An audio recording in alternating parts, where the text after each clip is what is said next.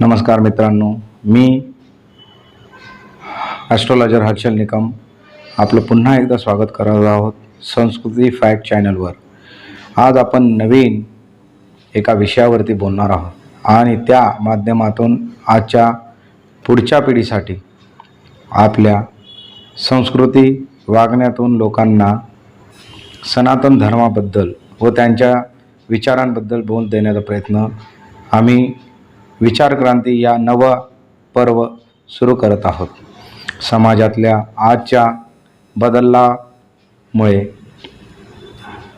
लोकांना हे जाणीव करून देणार आहोत की ज्या सनातन धर्मातून आपला जन्म झाला आहे त्या धर्मासाठी, तो धर्म टिकवण्यासाठी आज व पुढे कशी वागणूक, कसा धर्म, कसा कर्म बाळगावे हे आम्ही या विचार क्रांती माध्यमातून छोट्या शब्दांमध्ये सांगण्याचा प्रयत्न करणार आहोत।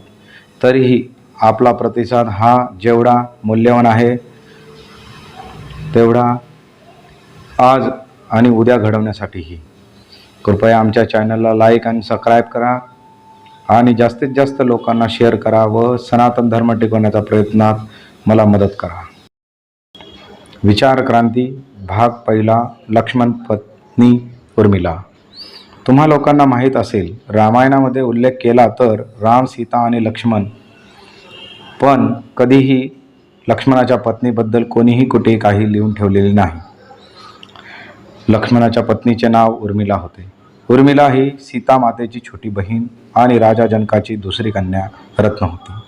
श्रीरामाने शिवधनुष्य तोडून सीते मातेला तिच्या स्वयंवरात जिंकले आणि त्यांचा पराक्रम पाहून जनक राजाने सूर्यवंशी श्री राम, श्री लक्ष्मण, श्री भरत, श्री शत्रुघ्न या चारही पुत्रांचा आपल्या पुत्रींशी विवाह रचला। जेव्हा राम अयोध्या सोडून जाणार होते तेव्हा लक्ष्मणाने बंधुधर्म या सहिष्णुतेखाली राम व सीता मातेसोबत वनवासात जाण्याचा निर्णय केला। त्यावेळी उर्मिला ही पत्नी धर्म म्हणून पतीसह लक्ष्मणासह वनवासात जाण्याचा निर्णय घेतला। त्यावेळी हा एक प्रसंग ऋषी वाल्मिकांनी आपल्या वाल्मिक रामायणात लिहून ठेवला आहे। लक्ष्मण उर्मिलाकडे गेले आणि उर्मिलाला समजूत घालून सांगू लागले, तू पत्नी धर्म निभवण्यासाठी जो प्रयत्न करत आहे त्यात मातृधर्म, पितृधर्म व माझ्या कुलाचा त्याग करू शकत नाही। तुझी जेवढी पत्नी धर्म सांभाळण्याची प्रवृत्ती आहे तेवढीच तुझी मातृ आणि पितृधर्म व कुल सांभाळण्याची सुद्धा असली पाहिजे। माझ्या कुळातील माझे मातृपितृ यासाठी तुला अयोध्येमध्ये त्यांची सेवा करावी लागेल। माझ्या पश्चात, माझ्या मागे त्यांचे रक्षण, त्यांचा सांभाळ व त्यांना लागणाऱ्या गरजा तुला एक पुत्र म्हणून सांभाळाव्या लागतील। पत्नी विरहात मीही व्याकुळ असलो पण आज माझा बंधुधर्म हा माझ्या पत्नी धर्मापेक्षा मोठा आहे। तरीही तू मला समजून घेशील, माझ्या मातापित्यांचा सांभाळ करशील, पण आज माझा बंधुधर्म माझ्या पत्नी धर्मापेक्षा मोठा आहे। तरीही तू मला समजून घेशील, माझ्या मातापिताचा सांभाळ करशील, मला वनवास भोगायचा आहे।